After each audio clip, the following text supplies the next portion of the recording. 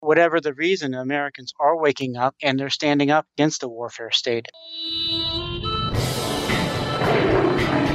Welcome to the Lions of Liberty podcast. Here is your host, your guide, your shining beacon of liberty, Mark Claire. Welcome back, Liberty Lovebirds, to another edition of Lions of Liberty, your home, as always, for great conversations about, what else? The ideas of liberty. This is episode number 255 of this program, which means you can find today's show notes featuring links to everything we discuss over at lionsofliberty.com/255. Today we are sponsored by Health Excellence Select, and guys, with the open enrollment period coming up, many of you have major health care decisions to make, and we want to help make it a little bit easier on you, so why not check out a great free market alternative to your standard Obamacare insurance by heading over to lionsofliberty.com/health. My guest today is making his second appearance on this program. He first appeared way back in episode number 40. He is a former aide for an obscure congressman from Texas by the name of Ron Paul. Some of you guys might have heard of him. He is currently a senior fellow at the Ron Paul Institute, where much of his writing can be found, and he recently released a new book collecting much of his writing over the last 3 years entitled Tipping Point for Liberty, Exposing and Defeating Leviathan Government. I am so pleased to welcome back Mr. Adam Dick. Adam, are you ready to roar? Yes, I'm glad to be back, Mark. Well, great to have you back here. And like I said, I can't even believe, we were talking before the show, I can't even believe it's been 2 years. It's amazing how time flies in the Liberty world, in the podcasting world. I don't know which worlds, but pretty much all the worlds, time just seems to fly by. So it's great to have you back on. Great to catch up with you. So why don't we start by doing that? What's been going on the last couple of years with Adam Dick? I know one thing that's changed in the last 2 years for you. Last time I had you on, you were merely a writer at the Ron Paul Institute, but now you've got a fancy new title of senior fellow. So what's up with that? What's senior fellow mean? Do you have greater responsibilities? Do you have to wear a fancier suit to work? Well, sure. The Institute was in its early days when we first talked, and since then my responsibilities have grown. So I'm writing more than I used to. A little over half a year ago, I also started an audio show called 5 Minutes, 5 Issues that does just that. In 5 minutes, I talk about 5 issues of the past week. And just in September 10th, we had our first big conference over near Washington, D.C., where we had some great speakers, including, of course, the chairman of the Ron Paul Institute, Dr. Ron Paul, but also Colonel Lawrence Wilkerson, who was Colin Powell's chief of staff in the State Department. We had Jacob Hornberger from the Future of Freedom Foundation, Lou Rockwell from the Mises Institute and LouRockwell.com. Representative Thomas Massey from Kentucky, who's in the House of Representatives, and a number of other great speakers. So we're doing more and communicating much about liberty and non-intervention with people at the Institute. And if anyone out there is maybe not familiar with the work of the Ron Paul Institute and everything you've done over the last couple of years, what is the mission statement of the Ron Paul Institute? What is the purpose of your organization? What are you guys out there really trying to do? The Institute's purpose is to continue what Dr. Paul is doing in the House of Representatives on an educational level of communicating to people the importance of liberty at home and non-intervention overseas. And in doing so, the Institute is not strictly a libertarian institute, though a number of people affiliated with it are. We also have, for example, on the board, Representative Dennis Kucinich, who was in the House with Dr. Paul and is not libertarian, but shares Dr. Paul's interest to a large degree in those two areas that are the focus of our work. When you talk about promoting a foreign policy of non-intervention, is there any time that RPI or the people that work there would see there is a legitimate need to intervene in another country? Because even when Dr. Paul was on this podcast back in episode 200, he said, yeah, there are times a government should intervene. I mean, if we're directly attacked, you should go after those people that attack you. So, I mean, do you agree with Dr. Paul's assessment there, or do you believe that the United States government should just be hands off no matter the circumstances? No, I'd agree with Dr. Paul on that. That would, as Dr. Paul talks about the non-aggression principle, you don't aggress against people, you don't initiate violence against them. But if there's an attack on the United States, then that would be the proper time for action in response to deal with that threat. The problem is that we encounter is that when the U.S. goes off to attack nations or groups that haven't attacked us, we end up creating enemies for America, and it increases actually the danger of people back here in the United States. And of course, there's danger to people who've been enlisted in the military who are sent off to do the fighting overseas as well. Which is, of course, so interesting because that statement flies completely counter to the justification for these military interventions. We're told that we need to go drop bombs in Syria. We need to go invade Libya because we got to keep ourselves safe. We got to go fight everybody over there so they don't come here. But what you guys are really saying is that it works the opposite way. We're going over there, we're killing people, and that makes them want to come here and kill people, kill people that represent the U.S. government, whether it's citizens, whether it's soldiers, or what have you. Absolutely. That's the concept of blowback that the United States government and the CIA has long acknowledged exists, is that if the U.S. does go over and intervene overseas, that there's potential of blowback, meaning that there'll be a response against American institutions overseas, whether they're soldiers or embassies, or against Americans here, whether in a shopping mall or just in a business, an office building or whatever. People will find a means to retaliate.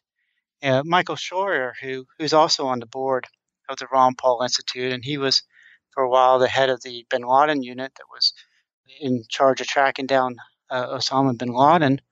He argues this exact point that this is what bin Laden wanted. He wanted the United States to actively engage more and more overseas, and that would be what they would respond to. They responded to that engagement of the United States, the stationing of troops in Saudi Arabia, U.S. support for Israel, U.S. intervention in the Middle East. That was a response that people in his organization were attacking the United States about. And then they wanted the United States to escalate that so that we'd be in a quagmire, and it would hurt the U.S. more than anything else, and it would also build support for the ultimate caliphate and other goals that Osama bin Laden, Al Qaeda, and now ISIS have. Let's talk about your book for a bit here. The title of the book is A Tipping Point for Liberty. So why did you choose that title, Tipping Point? What is the meaning of that term, tipping point? And do you believe we are reaching a tipping point of some sort? Well, a tipping point is when you have enough developed support on your side that you suddenly have a change where things turn from being one way to another. And I do believe that there's a tipping point for liberty now. One of the things that's pushing us to the tipping point is the increase in education about libertarian ideas in the United States. Looking back decades ago, there were many less people who identified themselves as libertarian, who understood libertarian ideas, than there are today. And that education will have, is starting to have some results, but it'll have bigger results once we reach a certain threshold. Another area where we see a tipping point is that local and state governments are going their own way against some U.S. government policies. We see this in the drug war. In 1996, California adopted medical marijuana. Now we've got legal marijuana in several states for recreational use, medical marijuana in many more. We have decriminalization happening in states that haven't adopted either of those, so that people, even though they can't legally use marijuana, at most they're facing a fine for having small amounts. So the U.S. government in responses has to back down. The Justice Department initially sent out some memoranda saying to be more sparing in enforcing drug laws against people who are complying with state marijuana laws. And now that's become more solidified as the position of the U.S. government, and it's been included in appropriations legislation that says don't prosecute people complying with state medical marijuana laws. And recently, the Ninth Circuit Court of Appeals backed that up and said it's the law. So that's one area, but you see it in other areas as well, such as guns. The U.S. government since the 1960s, when it started really controlling and putting on gun controls, has wanted more and more restrictions on guns. But on the state level, we're seeing states like Kansas in the last few years move towards constitutional carry, where you can carry a gun openly or concealed. and you don't have to have a license, you don't have to take a course, you don't have to pay a tax. And, they're doing that, and the U.S. government doesn't have any choice. That's just the law there. So we'll see that in other areas as well. And that's all part of the tipping point where things push back, and the growth of government, disrespect for civil liberties it ends up losing, and things can start moving very quickly, like we're seeing with marijuana. The momentum's built, and the end of the war on marijuana looks like it's much closer than people would have expected a few years back. Well, Adam, I'm glad I have you on the show to give me that spin to things, because it can be frustrating as a liberty activist, as someone vocal about the ideas of liberty. A lot of times you feel like you're not making headway, especially, I live out here in California. Pretty much everybody that I know is a progressive. You can feel like you're not getting through to people at all. And maybe in many ways you're not getting all the way through philosophically. But when you break things down like you just did, and you look at incremental changes that we've seen in society over the last 10, 20 years, we've seen the liberalization of drug laws. We've seen the liberalization of gun laws. When you put it in that perspective, it seems like, well, hey, maybe all this work we're doing is actually paying off a little bit. Yeah, it is. And people are doing other things, on the individual level. You have people opting out of the schools and the increase in homeschooling in America. And you also, on the foreign policy side, when Obama initially wanted to attack Syria a few years ago, he was planning to go to Congress and have them vote him the authority.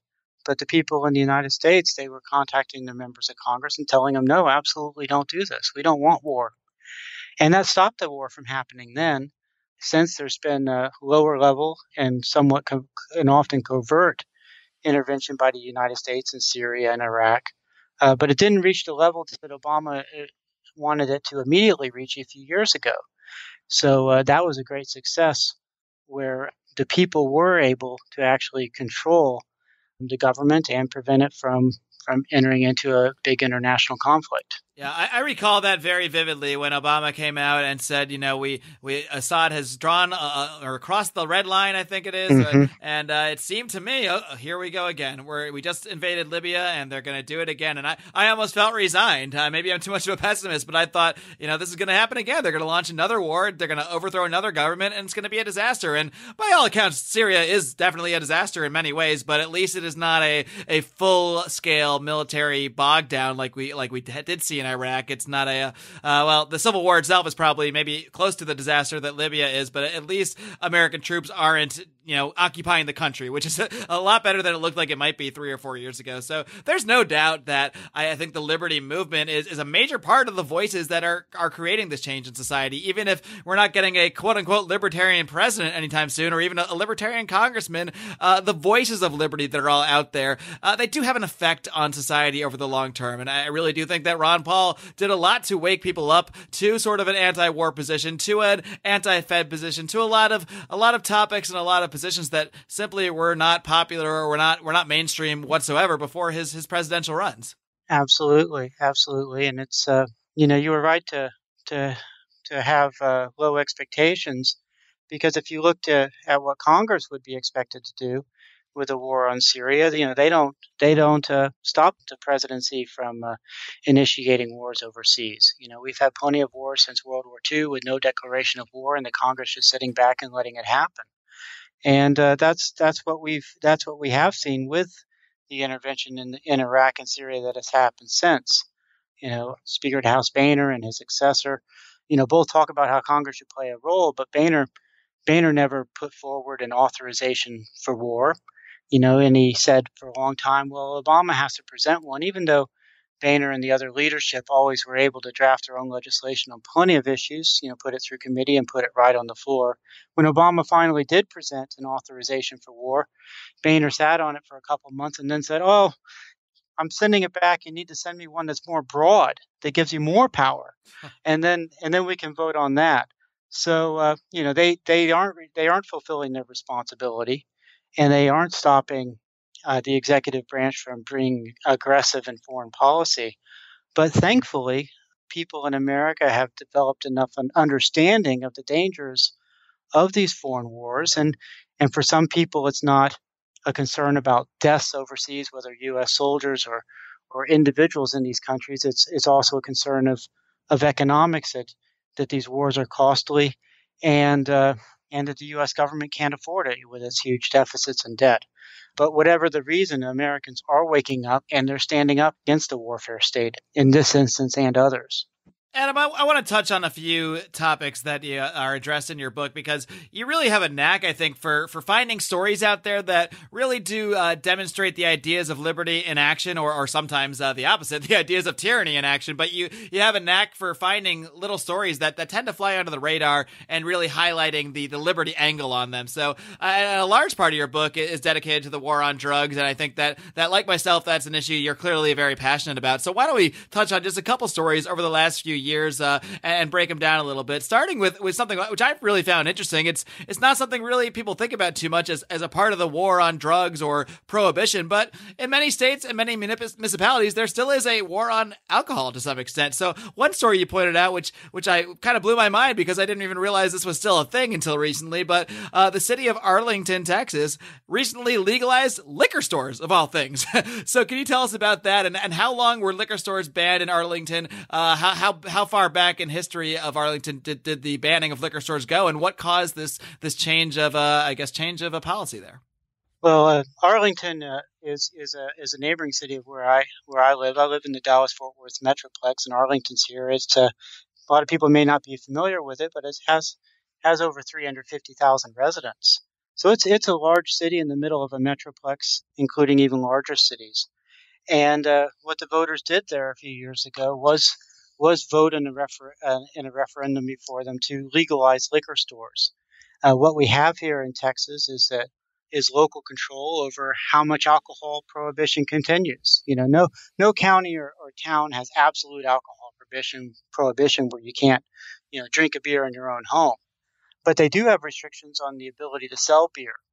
So you might have it where, if Arlington has the prohibition on liquor being sold, you have to drive outside the city limits, and there'll be a row of liquor stores there, and buy your liquor there and then bring it back. There could also be restrictions on restaurants selling the alcohol. So this is a movement that's been taking place over the last few years here in Texas. There have been a lot of votes, and almost all the votes are going in favor of decreasing the controls over alcohol sale and consumption in the state. So here we are, 80 years after Prohibition ended with the 21st Amendment, and the liquor laws are still being liberalized. And when I wrote about that, I wanted to describe that in connection with what's happening with marijuana now. Not too long ago, marijuana was absolutely illegal for any purpose throughout the United States. And now that's changing, and in November we'll have more states where people will vote for medical and recreational marijuana as well. But like the situation with alcohol now, what we'll have with marijuana is not the perfect situation from a libertarian perspective, where anybody can use marijuana whenever they want with no restrictions whatsoever, with no taxes. We're going to have what I call a patchwork quilt system, where it's more restricted some places, less restricted others, and marijuana will be more legal than it was, before 1996 when California adopted its medical marijuana program. It'll be more legal than it was back then, but everywhere. But there'll still be differing restrictions throughout the country, and there'll still be things that people can do to improve the laws. For example, in some people are playing up that in Colorado, all this great revenues coming in from marijuana. But there's no reason to especially tax marijuana heavily. They call it a sin tax, but sin isn't something that the state or local or federal government should be punishing. That's something that people should they should look to their religion and their ethics systems to determine what is sinful and what they shouldn't do, not have the federal government acting as a nanny trying to enforce that sort of thing. So there'll definitely be room for improvement in the marijuana laws. Hopefully not over the next 80 years, but over the next few years. Yeah, it really does blow my mind that there are really any politicians out there at all that still support the prohibition of marijuana. But as you also touch upon in your book, they are out there and they are still perpetuating all sorts of long debunked myths about marijuana. So maybe you can just touch on a few of the myths that there are still politicians out there spreading about this relatively harmless plant. Well, one of the biggest myths I addressed in the book is one being that was put forward in a committee hearing by Representative John Fleming. He's a Republican from Louisiana, and he was saying that there's no medical use for marijuana, that it's all just an excuse for people who want to get high, and that nobody has any medical benefit from it whatsoever. But the obvious fact is that there are tons of doctors who are prescribing marijuana to people around the country, and there are people using it for that purpose, and they are getting benefit from it. Now, Fleming suggests that every person who even could get a benefit from marijuana, there's some pharmaceutical out there somewhere and some regimen their doctor can give them that would do the same, create the same benefits for them.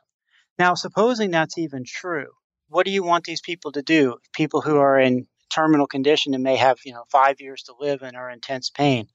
They have to go through and try all these different methods when marijuana can readily accomplish the result they're seeking. It's a very cruel proposal to put out there that's the only alternative they should have, to keep trying different connections of prescription drugs and other therapies when there is this solution for medical marijuana. And at the same time, he points to admissions of young people to rehab as for marijuana as an indication that it's highly addictive and dangerous. But what he fails to mention is that even if you say that marijuana is addictive, it's nowhere near the addictiveness of tobacco or alcohol that are legal. And at the same time, many of these times when people are going to rehab, it's either court ordered or it's for young people, particularly whether they're juveniles or young adults. It's their parents that are pushing the rehab, and the young people have little choice about whether they go or not. They might think it's a joke that they're going to rehab, and the idea that it's a super addictive drug that they can't overcome, but they'll go ahead anyways because they want to keep having the support of their parents. Adam, I'm going to pick your brain a bit on some current events, including the current election cycle, in just a minute. But first, I need to take a little time out to tell my listeners about today's sponsors. I'm a freelancer and I purchased my own health insurance, and I was hit by some serious sticker shock after the implementation of Obamacare. My premiums and deductibles were skyrocketing. And as someone who keeps myself pretty healthy, I knew that I was getting a raw deal for a product I simply didn't want. This caused me to seek an alternative, and I found an amazing alternative in the form of health sharing, a killer concept where healthy individuals agree to share their medical costs. That's right, it's a voluntary free market system for paying for your health care that also, thanks to an exemption, covers the Obamacare mandate. Our friends at Health Excellence Select have kicked it up a notch by creating a full service package to handle all of your health care needs. Trust me, I'm not just a proponent of health sharing, I'm also a client. This has been one of the greatest things I've ever done to leave the Obamacare system in favor of what our friends at Health Excellence Select are doing. To learn more, head over to lionsofliberty.com/health. And don't hesitate to give my man Jeff Cantor a call at 440-283-6849. Be sure to mention Lions of Liberty. Adam, let's move on to some current events, because obviously we all know we're in the midst of election season. We've got a couple options out there, well, more than a couple. We've got Donald Trump, we've got Hillary Clinton. There's a lot of debate whether one is worse than the other. Of course, the Libertarians have also put up Gary Johnson and his buddy, his co-running mate, Mr. William Weld, who I know you have been critical of that ticket. So why don't we just start there? What are your criticisms of the Johnson-Weld ticket, and what kind of gives you a red flag that these guys don't really necessarily represent the ideals of liberty as you see them? Well, I tell you, the first red flag, I mentioned this, was that Weld was chosen as the vice presidential nominee. There's really not an argument that William Weld is libertarian or even libertarian-ish.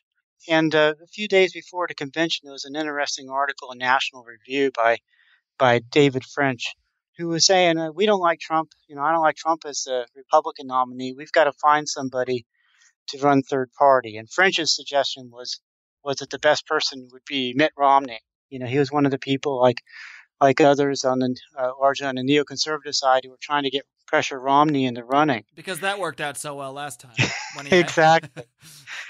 But he said, hey, maybe Gary Johnson would work out. He pointed out Gary Johnson isn't as non-interventionist as Dr. Paul, and even said, hey, libertarians will be surprised if in a Johnson presidency by just how much intervention a libertarian might do.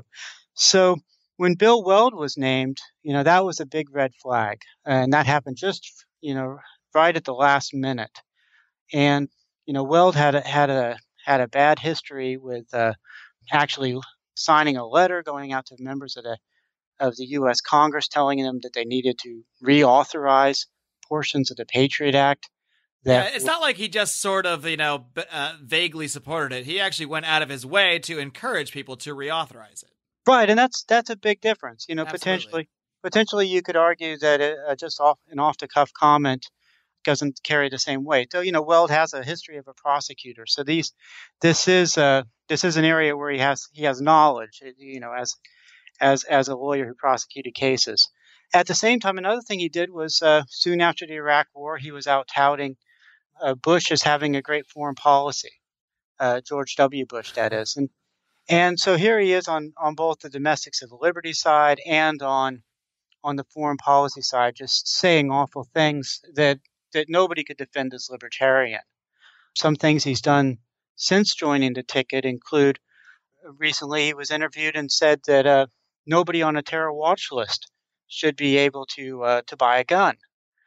Well, the terror watch list is not a list of terrorists. It's a list of people that some bureaucrats have decided to put on the list. And the list, it goes to tens of thousands of people long, and it gets shortened because sometimes there's even been reviews where they reviewed the list and actually took a whole bunch of people off the terror watch list because they never should have been there in the first place. But it's no due process. No, you're not called up and said, hey, you're on we want to put you on the terror watch list. Here's your court date. Come show up with your lawyer and debate the issue. They just put you on there and don't even tell you. And one of the more extreme terror watch lists, the no-fly list, the way you find out you're on it is you show up at the airport and they don't let you fly. Okay, and then if you want to get off the no-fly list, you might end up having to literally make a federal case about it that'll go on for years and years and cost you tons of money, and maybe you'll win and be taken off, and a lot of the court case will be taking place in secret. So here you have Bill Weld saying it's fine that just anybody who happens to be on this list because of somebody making a data entry that puts them on in the U.S. government that they can't have a gun. A right protected under the Second Amendment. Another thing that Weld has done is he's said that Johnson would appoint to the Supreme Court either somebody along the lines of current Supreme Court Justice Stephen Breyer or appellate judge Merrick Garland. Now, Merrick Garland is a person that Barack Obama has put up to be on the Supreme Court, and that the Senate is delaying on currently. And this would be a little event because, hey, Bill Weld is running for vice president. Who cares who he wants on the Supreme Court? But in the interview where I don't think Bill Weld knows he's running for vice president. So somebody you might want to let him know, because they literally use this term co-president all the time, which I've never heard of before. I didn't know we had that system in the United States. and that's why it's important to know, like, it's not so important as much with Donald Trump or Hillary Clinton, who their vice presidential nominee is, because that person isn't going to be making policy for the most part. If a vice president is involved in policy, it's often in an area where he agrees totally with the president, and the president appoints him basically into that position to work on this issue. You be my person to work on reforming education. It's not this co-president idea that you have with Johnson and Weld. I mean, a good example is I think it was on 60 Minutes when just after Trump announced that Pence was going to be his vice presidential nominee, the interviewer was talking to Trump about, well, what about Pence? He voted for the Iraq War and you're against it. And Trump just said, he made a mistake. I'm not going to defend them. I'm the person who's right, and we disagree on this issue, and it doesn't matter because he's just the vice president. That's Right. the message there. But you don't get that here. Actually, before Weld talked about who should be appointed to the Supreme Court, Johnson, in that interview where they're both sitting there, said that's really an issue that Weld understands best, and I'm going to have him answer this question.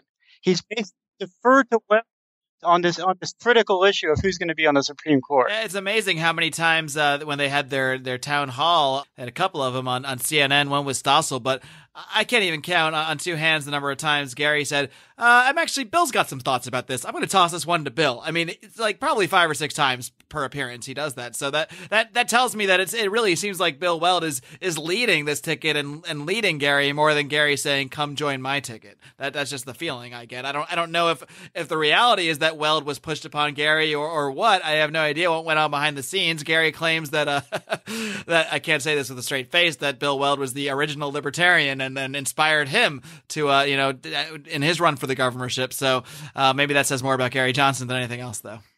Right.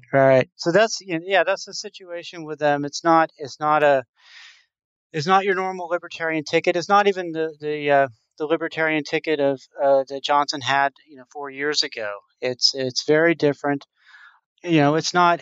You'd have to go back with Representative Bob Barr, who had a lot of problems too, to see something along these lines. One more thing I want to ask you, Adam. When it comes to this election here, I mean, the reality is that we all kind of have to accept is that even if Johnson does get a number of votes, even if Jill Stein gets a number of votes, one of these two people, Donald Trump or Hillary Clinton, is going to be president. Is there any distinction whatsoever to you between the two? Is there one that you think is definitely going to be worse? Obviously, Trump is a bit of a wild card because he doesn't have a 30-year record in government like Hillary Clinton does. But is there one, especially through the prism of the Ron Paul Institute's mission of a less interventionist foreign policy, do you think that there is one candidate that maybe has some hope for being slightly better than the other? Oh, you sure? First, I wanted to just say the reason why Gary Johnson and Bill Weld are so relevant to me, and that I do think about their campaign, is the fact that their ticket is called the Libertarian Party ticket. So if there were a couple independent candidates, we might look at them completely differently. Absolutely, but I think what they're I was talking about the growth in education, about libertarianism and so forth. And then when you have somebody saying something like everybody on the no-fly list and other terror watch list can't have a gun, people think, well, that's the libertarian view. So there's a lot of miseducation going on just by their connection with the label libertarian. And you're right, if they were just running as an independent campaign, it wouldn't matter too much. Okay, so there's a couple guys who are off the mark on libertarian issues running as a third party, just like Trump and Hillary Clinton are far off the mark from libertarian issues. Now, between Trump and Hillary Clinton, well, neither one's an advocate for civil liberties at home or non-intervention overseas. The biggest difference I can see is that Hillary Clinton has a long track record, and she has a long track record of being against those things. In the U.S. Senate, she wasn't an advocate for ending the drug war or stopping police militarization or any of the things that libertarians look to as protections of civil liberties. Now, then she was appointed after losing to Barack Obama in the presidential race to be Secretary of State, and there she was an advocate for war. She was an advocate for war against Libya. She was an advocate of war in Iraq and Syria. She wasn't an advocate for peace. And if she had been an advocate for peace, well, there'd be something to look at. Okay, she was in an administration where all these wars happened, but she fought against it. She didn't fight against it. She helped make sure it happened. So Hillary Clinton has a track record, and the track record's bad. Now, Donald Trump, he says some things that suggest that he might be a little better on some of the intervention than Hillary Clinton. One of the things that people cling to is that he opposes the Iraq War. Well, that was in 2003. It's easy, it's easy for people to oppose a war that happened 13 years ago and has obviously created a disaster. But what will he do when there's people provoking him to start the next war? That's the question. And his lack of a track record and his lack of principled declaration of non-interventionist views make it very unclear what he would do in that circumstance. On civil liberties, Donald Trump, now he's wanting stop and frisk nationwide.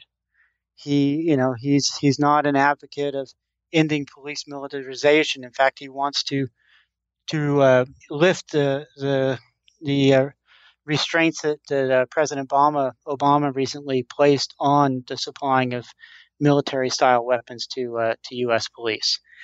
He way back, I guess a decade or two ago, he said some things critical of the drug war, but he's not very distinguishable from Hillary Clinton on that issue as well.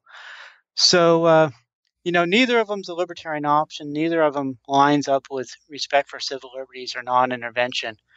Hillary Clinton, you know what you're going to get. Donald Trump, it's a bit of a gamble.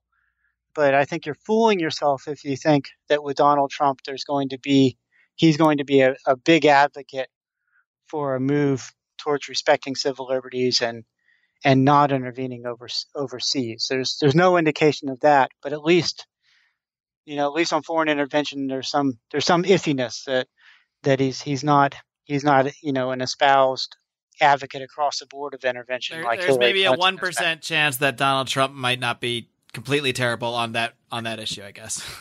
Right. That's as opposed to a 0% chance with Hillary. Right. But without a track record, it's you'd really, to really feel comfortable that somebody was good, you'd want them to be at least saying, principled, broad statements of support for non-intervention, and you absolutely aren't hearing that from them.